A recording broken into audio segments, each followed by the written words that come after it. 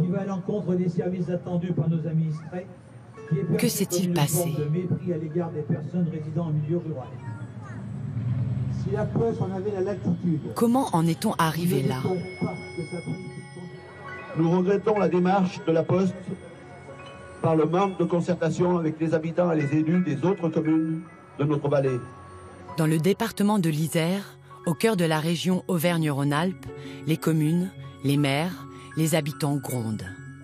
Ils craignent un divorce imminent avec la Poste et l'abandon de leur village, déserté par les services publics.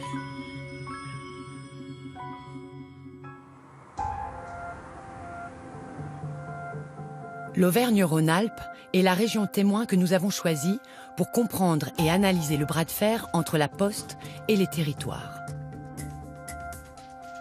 Terre de plaine et de montagne, urbaine et rurale, où l'effervescence des grandes villes côtoie la solitude des hameaux, cette vaste région est au fond le miroir de la France hétérogène. 13 départements, 4095 communes, près de 8 millions d'habitants, tous concernés par les transformations profondes de la Poste, qui a entamé depuis quelques années déjà une révolution.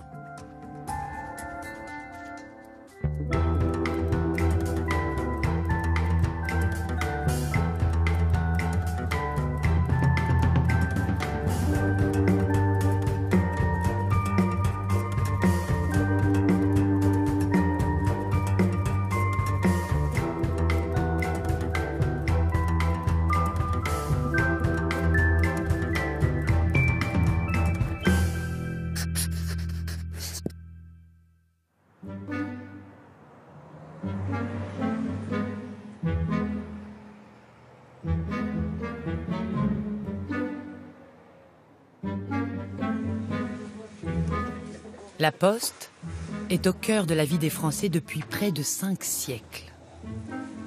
Elle fait partie du paysage depuis Louis XI. Qu'il soit porteur de bonnes ou de mauvaises nouvelles, le facteur a toujours été le lien entre les citoyens. Salut Martial. Tiens, tu pourrais faire une petite pause, hein? Oui, voilà. Hein, voilà, hein, c'est tout ce qu'il y a, hein? Ouais. Même à côté, il n'y a rien. Hein? D'accord, ok, ça marche. Allez, à demain. Ouais. C'est ce que la Poste appelle le tiers de confiance. Et c'est vrai que pour les 5000 habitants de Saint-Pourçain dans l'Allier, Bruno est celui auquel on ouvre la porte facilement et volontiers. On va manger un petit croquet si tu veux, mais on va pas boire de café, j'en ai des abus. Non, moi j'en bois pas, non. Et je prends un petit croquet pour vous faire plaisir, mais non, on y va, dis donc. T'imagines si on fait ça dans toutes les maisons? D'ailleurs, il est on est sympa. Il faut être sympa. Bon, merci bien, hein. Mais on va aller voir plus loin quand même. Hein? Allez. Pourtant, si cette image d'Épinal semble inaltérée, le facteur d'aujourd'hui porte en lui l'ADN d'une nouvelle réalité. Entre 2 tournées de courrier, il est chargé de missions totalement nouvelles, comme le fameux « Veiller sur mes parents ». Un service payant, une quarantaine d'euros par mois, que la Poste propose aux familles pour veiller sur les personnes âgées. Madame Perrin, c'est le facteur. Rien de nouveau? Oh, ben non. Non. Rien de nouveau. Bon. Donc vous portez votre bracelet. Là, c'est ça. Voilà. Tout à fait. J'ai ma montre, voilà. Alors, Dès que vous appuyez, ça vient tout rouge. ça vient tout rouge. J'ai une peur bleue de la WC. Voilà, s'il y avait un souci, donc on met en relation la famille, hein, donc vos petits-enfants, Mes petits-enfants, qui sont pas bien loin, qui sont à côté. Hein. Les petits-enfants, c'est bien joli, on me dit toujours, ben, vous avez vos petits-enfants à côté. Mais ils partent le matin à 8h, ils rentrent le soir à 6h. C'est ça. J'ai bien le temps de mourir les différents. Attendez. Hein? Oui, non, mais tout à fait, mais c'est fait aussi pour ça. C'est fait aussi pour ça. C'est Alors, l'isolement, je hein, me tout dis, ça. en appuyant sur le bouton, Mais voilà. c'est mon protecteur. Voilà. C'est une sécurité. Il a intérêt à marcher. Voilà, mais ça Sinon, marche. je prends le bigophone. Non, mais ça marche. Mais après, on peut faire un essai, hein. Si vous voulez, on peut très bien faire un essai, si ça Et marche. hop. Voilà, sensationnel, c'est tout rouge. Donc, logiquement, ça va répondre à l'autre côté, là-bas. Oui, allô, j'ai voulu essayer la petite montre. Pour Madame Perrin, tout va bien? Tout va bien, c'est qu'on voulait... Bonne journée, au revoir. On voulait... Oh, ben, Tout va bien? oui, ça va très bien. Bonne journée, au revoir. Oui. Hein? À Allez, demain. bon après-midi. Demain. Je continue mon petit bonhomme de chemin. Bonne soirée. Le facteur coiffe désormais une casquette de plus, celle du prestataire de service. C'est un vendeur à domicile. Et ça, c'est nouveau. Le service dont on parle là aujourd'hui, il a toujours existé. Quand dans un village, le facteur passait et qu'il voyait qu'il apportait le journal, ou qu'il apportait la lettre, ou le relevé de la banque, ou un courrier administratif, et qu'il voyait que la personne âgée n'était pas en forme, il en parlait à ses voisins spontanément. Enfin, c'était le b.a.-ba du travail du facteur. Ah, attendez, votre voisin, il n'a pas l'air bien. Est-ce que... Bon, je crois que ce qui change, quand même, c'est une volonté affichée de plus en plus par la Poste, et implicitement par les pouvoirs publics, qui n'y mettent pas le holà, à rechercher la plus grande rentabilité de toutes leurs activités. Il faut faire du chiffre d'affaires, il faut que les clients payent le service, quel que soit le service qu'on leur rend.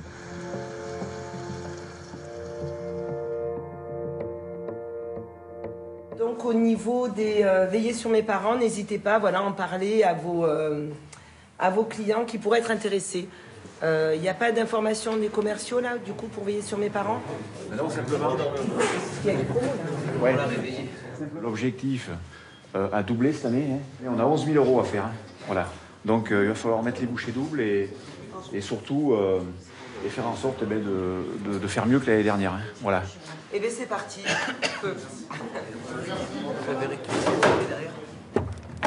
Cette nouvelle philosophie d'entreprise amène les postiers à repenser non seulement leur métier, mais aussi la nature de leur relation avec les usagers, enfin, les clients désormais. Géraud en fait l'expérience tous les jours lors de sa tournée calibrée, chronométrée. 3 minutes, par exemple, dans le cadre du service « Veiller sur mes parents ». Et bonjour madame. Même si, bien sûr, Géraud essaie de prendre un peu plus de temps quand il peut. Les minutes passent vite. Hein. C'est pour ça que j'ai dit que 3 minutes... Oui, c'est sûr que 3 minutes, elle part... Ouais. Ça, c'est pas normal. Alors, il n'y aurait pas ce service, les gens, on les connaîtrait non. Pas forcément. Hein. Le facteur, c'est un sauvage. Ouais. S'il n'y a pas de service, il pose son courrier et il faut qu'il se dépêche. Moi, j'ai vu les facteurs courir d'une maison à l'autre. Ça, je l'ai vu. J'ai dit quand même, c'est égal, hein, faire courir les facteurs. Mais... Ça, je l'ai vu de mes yeux. Hein. C'est vrai que la Poste donne parfois l'impression d'être un pompier pyromane. Les facteurs doivent passer moins de temps à échanger avec la population. Donc, cela accentue l'isolement de ceux qui sont seuls. Donc, la Poste crée un service pour combler cette solitude, mais payant. Et donc, cela crée une nouvelle fracture entre ceux qui pourront se payer ce service et ceux qui ne le pourront pas. Alors, certaines communes ont décidé de prendre à leurs frais ce service. C'est vrai, on ne peut pas payer de ci, payer de là, on est tuné de partout. Ça va plus, ça. Hein. Dans le temps, on aimait beaucoup les facteurs. Ils rendaient des services à tout le monde dans les campagnes. C'est pas pareil, maintenant on les voit plus. La boîte aux lettres, elle est là-bas au fond du jardin. C'est sauvage maintenant, faut dire ce qui est. C'est pas bien. Hein. Il y a beaucoup de gens qui n'ont pas de boîte aux lettres, justement, pour avoir le facteur. Pour avoir le facteur à domicile et avoir une petite visite. Oui, enfin bon, on veut tout épargner, on veut tout économiser, et puis on va pas dans le bon chemin. Parce que on fait pas d'omelette sans casser deux. Hein. Vendredi prochain, c'est pas moi, mais après, je sais pas. Vendredi prochain, je sais pas qui c'est, mais c'est pas moi. On verra bien. Ça ne tracasse pas, moi je prends celui qui arrive. Oui. Il y aura bien quelqu'un. Cette marchandisation du contact montre combien la Poste a changé. Elle semble adopter de plus en plus les mécanismes d'une entreprise privée. Les nouveaux services payants poussent comme des champignons. La Poste s'est emparée de ce que l'on pourrait appeler, sans craindre l'oxymore, le marché du service public.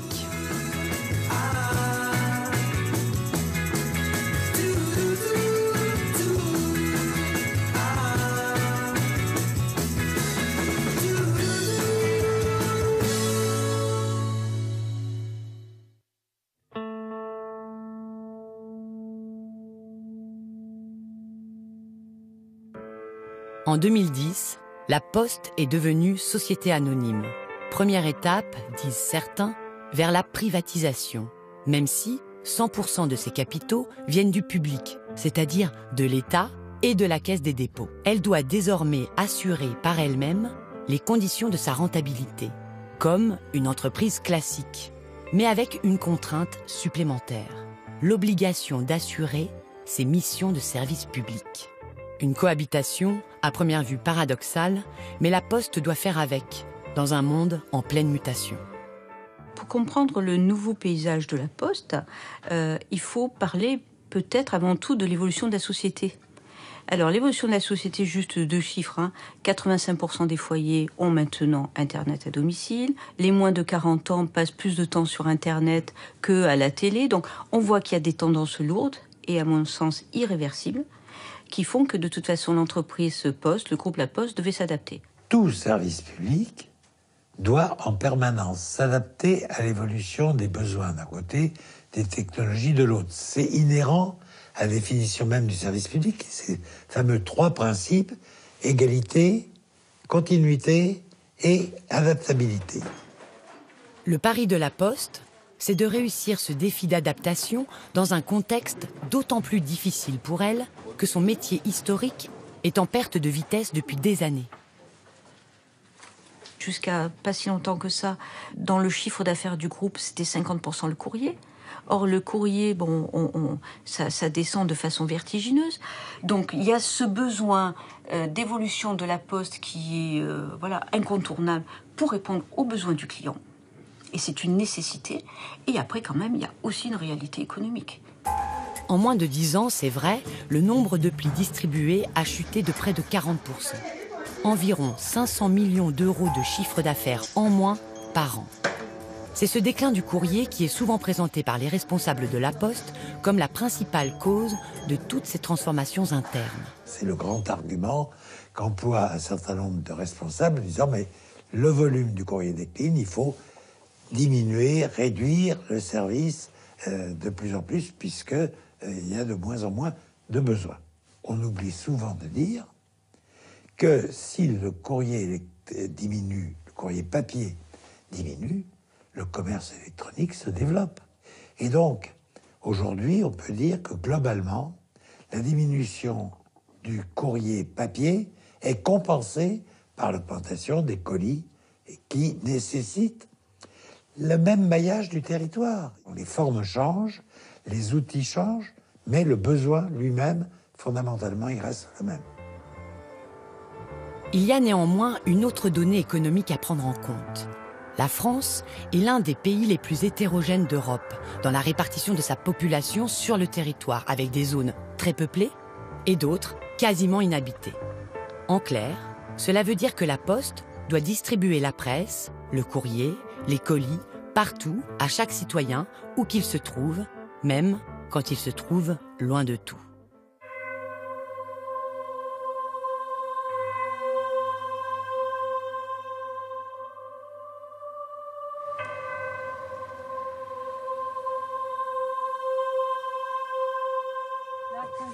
C'est pour maintenant. Mylène est factrice à Bonneval-sur-Arc, en Savoie, où vivent 200 habitants à près de 2000 mètres d'altitude. C'est l'une des communes les plus hautes de France.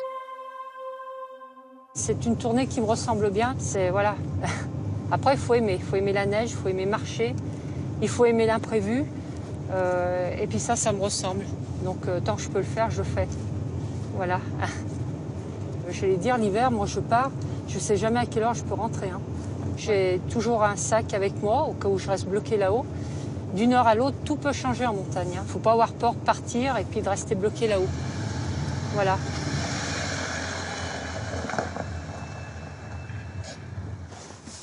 Voilà. La tournée de Mylène prend du temps. Beaucoup de temps. Et on comprend pourquoi. Et voilà. Là où en ville, le facteur enchaîne la distribution de courrier dans les boîtes aux lettres, ici, il faut allonger le pas entre chaque chalet. Voilà ce qu'on appelle le dernier kilomètre. C'est celui qui coûte le plus cher à la Poste. Et parfois, pour distribuer un seul pli. Ce dernier kilomètre représente à lui seul 20% du coût total de l'acheminement de ce courrier. Et là, c'est la poste au bout du chemin. Voilà.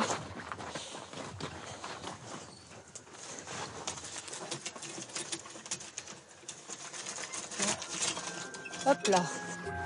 Alors si l'activité emblématique et historique, le courrier, est en perte de vitesse et coûte trop cher, on peut se demander si la poste n'est pas devenue obsolète, tout simplement. Mais peut-on sérieusement imaginer une France sans la poste ?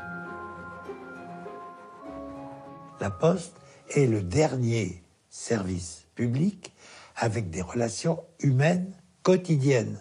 Il n'y en a pas d'autres. Tous les autres services publics, que ce soit l'énergie, les transports, les télécommunications, ainsi de suite, sont complètement dépersonnalisés. Il n'y a plus de relations humaines. C'est appuyer sur la touche 3, appuyer sur la touche 1, appuyer étoile, appuyer dièse. Bon, mais il n'y a plus du tout l'interface. La Poste, elle a cet immense avantage d'avoir cette relation humaine, quotidienne, possible. La France sans la Poste, ce serait donc un pays qui perdrait son centre de gravité, son repère, son ciment. Car ses missions de service public dépassent de loin la simple distribution du courrier et des colis. Regardez la banque postale. La Poste a ce qu'on appelle une mission d'accessibilité bancaire, c'est-à-dire qu'elle doit permettre à chaque habitant de posséder un compte. Et c'est souvent elle qui récupère tous ceux que les autres banques rejettent. Dans les grandes villes comme à Saint-Étienne, on en prend toute la mesure lorsqu'au bureau de poste central sonne l'heure des prestations sociales qui tombent à chaque début de mois pour les plus fragiles. Derrière son guichet, Patrick est très loin du cliché véhiculé du temps des PTT, le petit travail tranquille. Il y a moins 49. Il n'y a pas assez. Et oui, vous êtes à moins. C'est pour ça que je vous ai dépassé la carte. Et oui, il faut attendre. Ouais. Vous allez toucher la retraite. Ouais. C'est le 9 ou le 10 9. Voilà, ouais, ben vous reviendrez me voir. Non, mais là, vous n'avez pas payé, là, par contre. C'est eux qui vous doivent de l'argent. Et comme vous avez trop payé, ils vous doivent encore de l'argent. D'accord? Ouais. Il faut attendre, hein, la prochaine facture. Et normalement, ils vont les déduire de vos prochaines factures. OK? C'est bon? Allez, je vous fais la carte pour aller chercher les sous. C'est des gens qui ne parlent pas français, donc il faut quand même qu'on essaye de se comprendre pour arriver à voir ce qu'ils veulent et aboutir à une solution qui soit positive pour eux et pour nous. C'est ça qui est un petit peu dur, mais il faut quand même laisser une barrière entre nous et eux. Parce qu'il y en a après, ils viennent sans arrêt nous demander des renseignements. Je dis non, ça ne concerne pas la Poste. Il faut aller voir dans des associations, des services qui vous aideront. C'est toujours un peu de l'assistanat, un petit peu, entre guillemets, une assistante sociale. Mais c'est vrai que c'est usant, alors que ce n'est pas vraiment notre métier, ce qu'on nous demande de faire. Mais bon, j'estime qu'on est bien obligé de le faire. C'est des clients comme des autres, il faut bien les aider aussi. Je voudrais un chèque, 95,87 €. Et que vous me donnerez la différence. On va faire 2 opérations. Voilà. On imagine bien le désordre. Si ce fameux tiers de confiance, qui prend du temps pour faire du lien social, était amené à disparaître.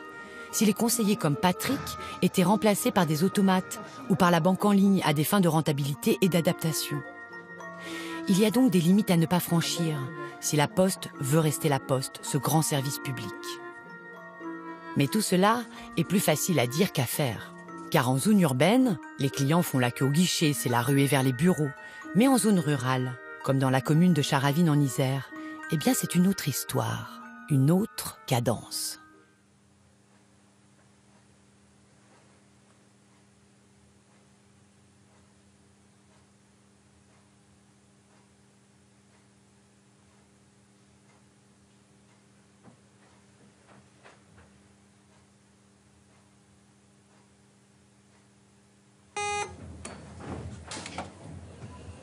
Bonjour madame. Je vous prends un carnet de timbre, s'il vous plaît. En lettres vertes, comme ça? Non, je vais vous prendre les rouges, s'il vous plaît. Les bureaux de faible activité. Voilà le cœur du débat qui oppose la Poste aux maires des petites communes. Aujourd'hui, il y a certains bureaux qui ne voient que 10 à 15 clients par jour. Voilà, donc il y a une réalité économique. Et lorsque ces clients viennent, à 90%, c'est pour affranchir un courrier ou envoyer un paquet, etc. D'un côté, le moindre coût, d'un autre côté, le service universel. Il faut arriver à trouver l'équilibre entre ces tensions. Il y a bien tension entre les deux. Il y a effectivement, de ce point de vue-là, quelque chose qui est antagonique. On ne peut pas être à la fois dans une recherche de rentabilité financière à court terme et à la fois préserver un maillage de services publics, on va dire, adapté à la grande diversité des populations que l'on peut avoir dans nos communes. Il y a une question centrale soulevée par le maire de Charavine. Quelles conséquences cette nouvelle donne de la rentabilité à tout prix va-t-elle avoir à terme sur les communes, et notamment les plus petites, déjà frappées de plein fouet par la fuite des services publics? La Poste, elle aussi, va-t-elle quitter ces territoires ?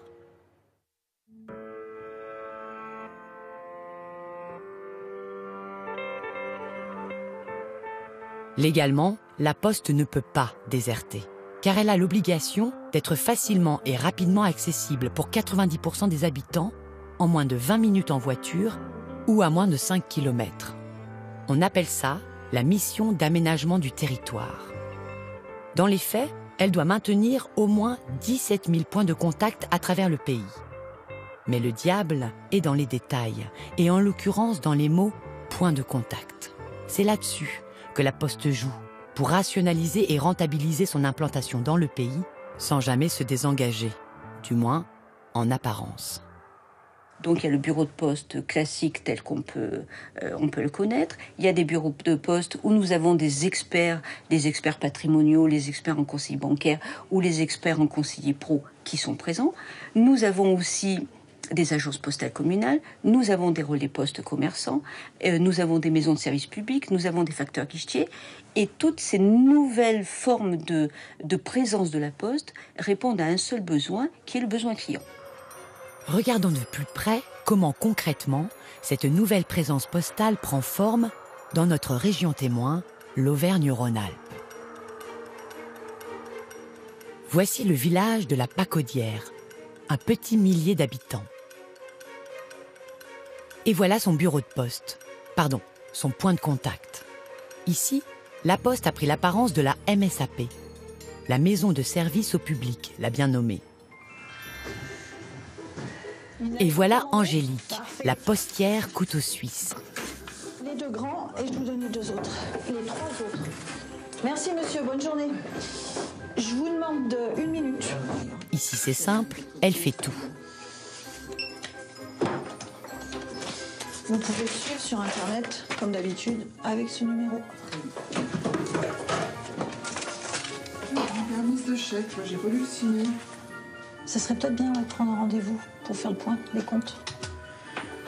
Oui. 8, 9, 10, 11, 12, 13... À la fois guichetière, conseillère pour la CARSAT, la caisse retraite, pour l'assurance maladie, pour l'Enedis, le gaz et l'électricité, et pour Pôle emploi. Et oui, tous ces partenaires ont passé un accord avec la Poste pour regrouper les services dans un souci d'économie. Un accord gagnant-gagnant, comme on dit, qui permet notamment d'attirer à la Poste plus de clients, comme ceux qui viennent profiter des conseils d'Angélique pour trouver du travail. Je me dois. Oui. Le morceau, cuisiner. Ouais. C'est ça. J'ai 61 ans.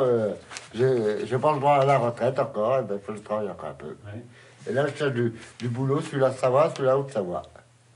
Pour partir 2 mois en station. Okay. Et j'ai eu des contacts déjà. Moi, niveau informatique, c'est pas trop mon truc, hein. Franchement. Ah, c'est pas notre tasse de thé, ça. C'est pour ça que... Ah merde. T'as pas pris. C'est pour ça que vous venez aussi ici, des fois. Voilà, c'est ça. C'est vraiment la mission de service public, le retour de la mission de service public. Et puis, dans les secteurs ruraux comme ici, ouais, c'est vraiment... C'est une demande. C'est une demande des gens. Parce que les jeunes, ils ont Internet sur leur portable, mais ils peuvent pas ni scanner, ni éditer. Donc on a même une imprimante pour faire l'édition. Les plus âgés, ils ont peur de l'outil informatique. On touche toutes les tranches d'âge. Et vous, ça vous plaît? Ah, c'est mon truc. Madame, allez-y, approchez. Vous savez que la Poste fait les box aussi. Maintenant, je sais, ça c'est... Vous saviez pas? Bah non. On fait beaucoup de choses aujourd'hui, la Poste. N'hésitez pas, poussez la porte. Et ben, bonne journée. Merci, bonne journée. Au revoir.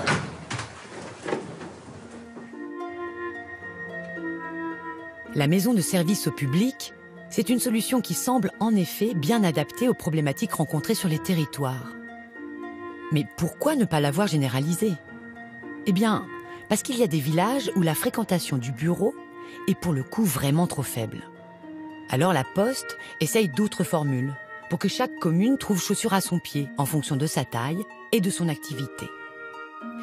Mais parfois, c'est un peu comme essayer de faire rentrer du 45 dans du 39 en espérant qu'en insistant un peu, ça finisse par passer. La Poste a par exemple inventé le postier 2 en 1. Dans le village de Génilac, Serge est donc facteur guichetier.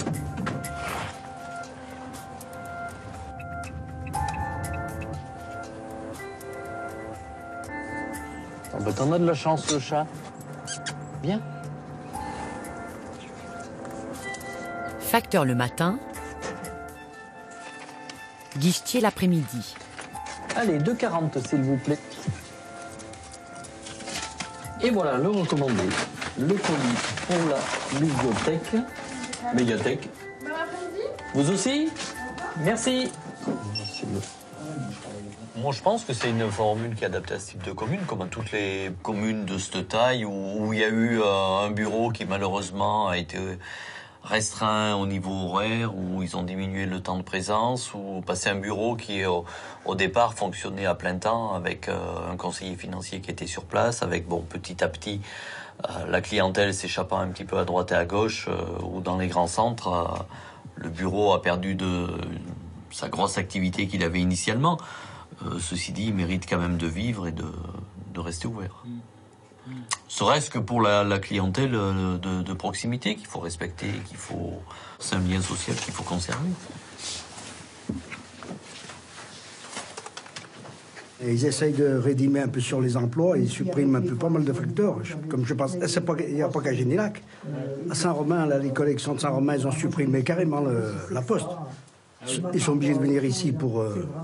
voilà. C'est sûr que pour les personnes âgées, hein, c'est pas évident. Hein. Quand on peut rouler, ça va, mais quand on ne peut pas rouler, c'est pas le top. Hein.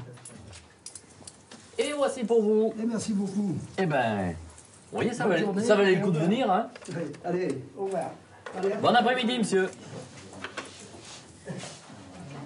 C'est clair que 2 heures d'ouverture, c'est court. Après, le bureau ne peut pas rester ouvert, serait pas rentable s'il était ouvert toute une journée. Facteur guichetier, ça a été une opportunité aussi pour que le bureau reste ouvert et que il vaut mieux 2 heures que rien du tout. Il vaut mieux 2 heures que rien du tout. Voilà un élément de réponse un peu désabusé, il faut bien le dire, à la question que l'on posait sur les conséquences d'une politique de rentabilité du service public. Et la Poste est allée encore plus loin. Elle est entrée dans une logique de partenariat qui, en fait, n'est rien d'autre qu'une forme de sous-traitance. C'est ce qu'elle fait dans le village de Chandieu, par exemple, avec les relais postes commerçants.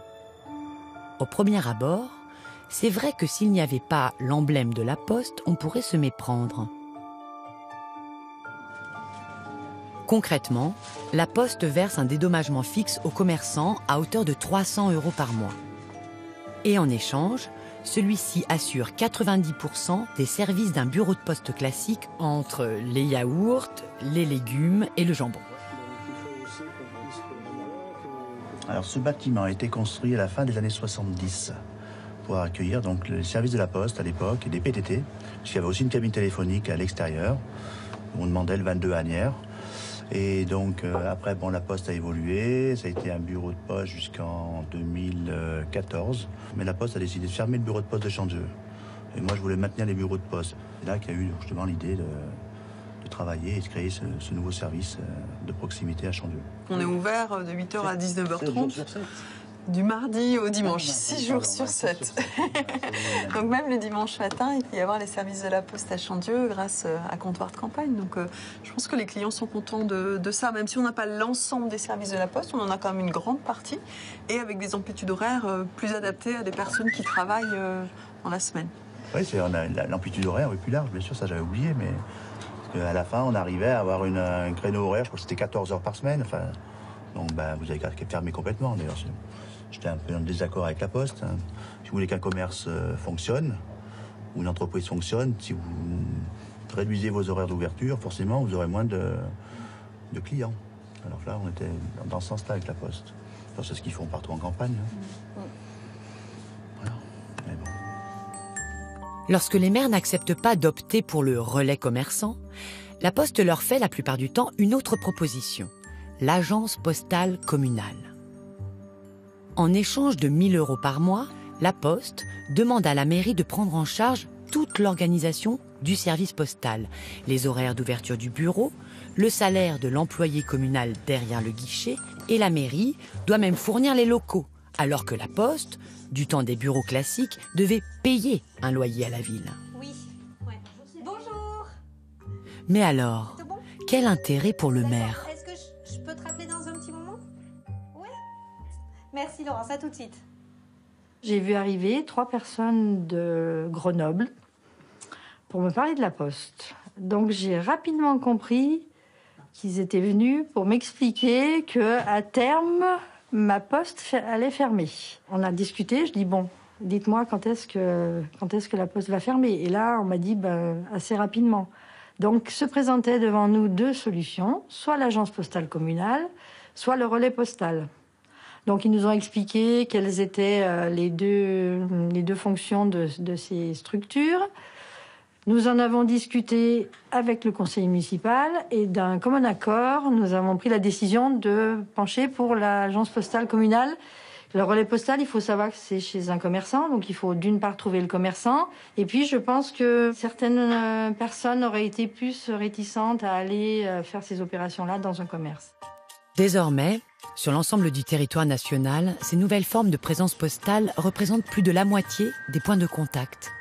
La disparition progressive des bureaux de plein exercice, c'est-à-dire les bureaux de poste traditionnels, semble inéluctable.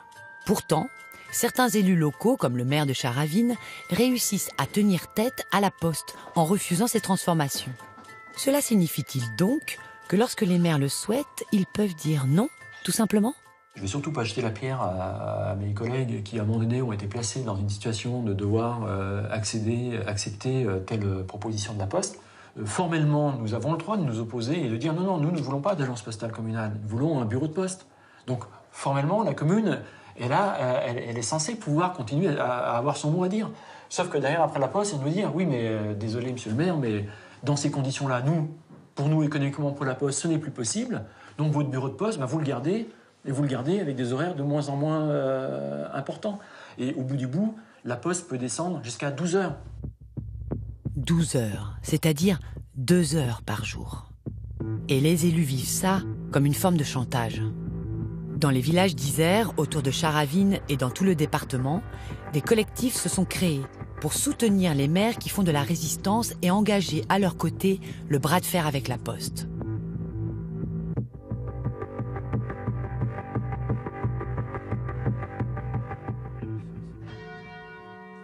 À quelques kilomètres seulement de Charavine, il y a le village du Pin, l'un des bastions de la contestation citoyenne qui sévit en Isère.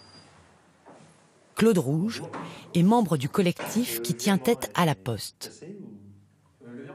Le combat qu'il mène, aux côtés des 1300 habitants de la commune, des élus locaux et des villages voisins, c'est celui de David contre Goliath. Mais y a-t-il la moindre chance pour que l'histoire tourne à l'avantage des communes ?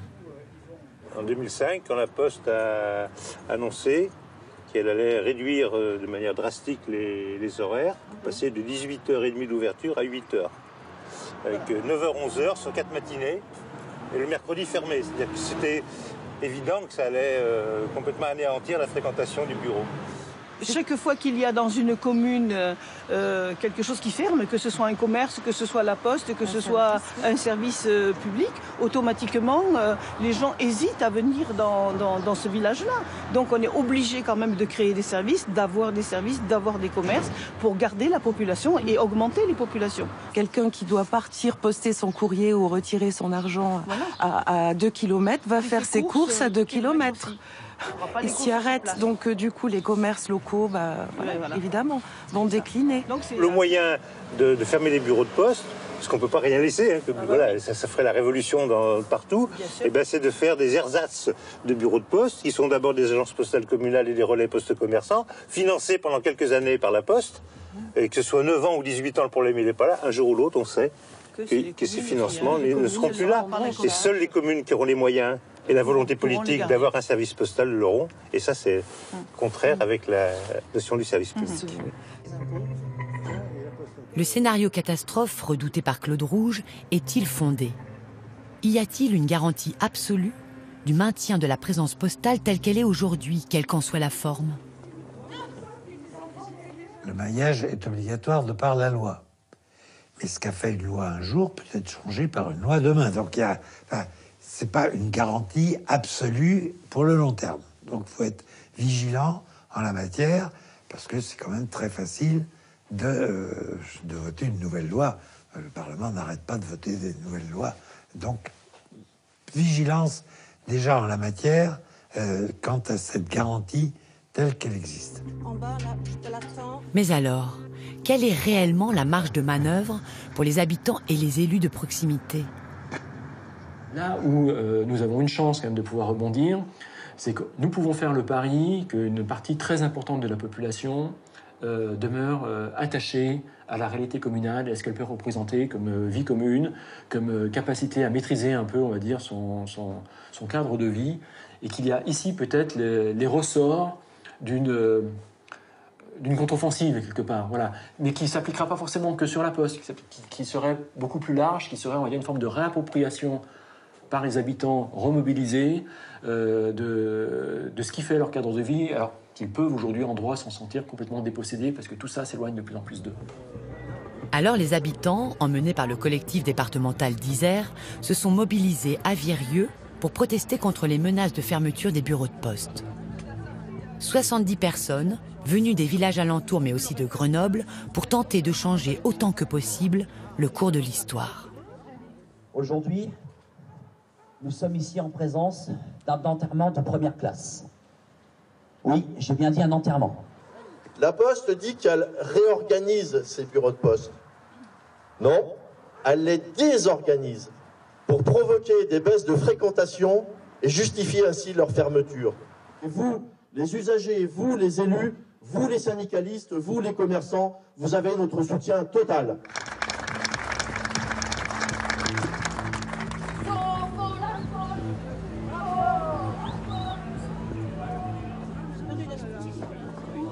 On est en train de nous plomber le service public à vitesse grand V. Et ça se fait pratiquement en silence, il y a des collectifs qui se battent. Moi, j'en veux pas d'APC, de choses comme ça. Je veux une poste. On me baisse pas mes impôts, les charges, etc. Non, au contraire. On nous ponctionne de plus en plus. Donc, il faut quand même garder nos services publics. Bientôt, il n'y a que les gens qui vont vivre en ville ou dans les grands milieux urbains des agglomérations des grandes villes qui auront droit à des services publics. Et nous, à la campagne, il faudra faire 40 km pour un colis. Mais c'est un scandale. Messieurs les maires, moi, je voulais juste vous demander, je vous trouve très patient. Je vous trouve admirable en constance parce que le gouvernement se défausse sur vous, mais jusqu'où vous allez dire oui?